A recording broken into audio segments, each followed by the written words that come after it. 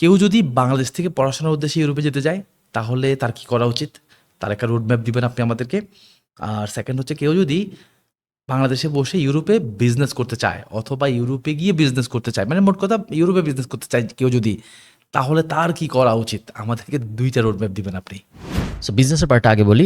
আমরা রিসেন্টলি একটা কোম্পানিতে ইনভেস্ট করছিলাম যেটার নাম হলো first global visa consultant. So ওই কোম্পানিতে আমরা ইনভেস্ট করছিলাম। উনারা একটা ওয়েবিনার আয়োজন করেছিল যেখানে উনারা ব্যাখ্যা করতেছিল যে ইউরোপে বিজনেস ভিসা পাওয়ার প্রসেসটা কি। ওখানে আমি একটা গেস্ট স্পিকার ছিলাম ওই ওয়েবিনারের ভিতরে।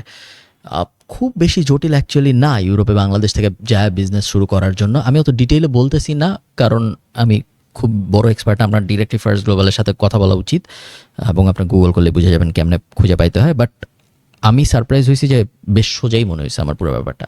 স্টাডির পথটা সিম্পল, সোজা না, সোজা কোনোটাই না, বাট সিম্পল। সিম্পল বলতে আর কি সবাই জানে যে প্রথমে এই স্টেপ করতে হবে, তারপরে এই স্টেপ করতে হবে, তারপরে এই স্টেপ। ওইভাবে সিম্পল। সিম্পল মানে সবসময় সোজা এরকম না।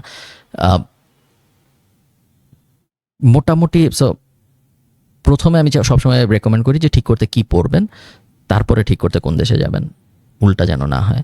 এরপরে যেই দেশে যাবেন সেই দেশের কোন কোন ইউনিভার্সিটি আপনি যা পড়বেন তা পড়া, এবং তারপরে ওই ইউনিভার্সিটির ইন্ডিভিজুয়াল রেকমেন্ড ক্রাইটেরিয়া আপনি মিট করতে পারেন নাকি। সব ইউনিভার্সিটি ঘুরায় ফিরে একই জিনিস চায়, IELTS, academic result, SOP, CV, এই ঘুরায় ফিরায়।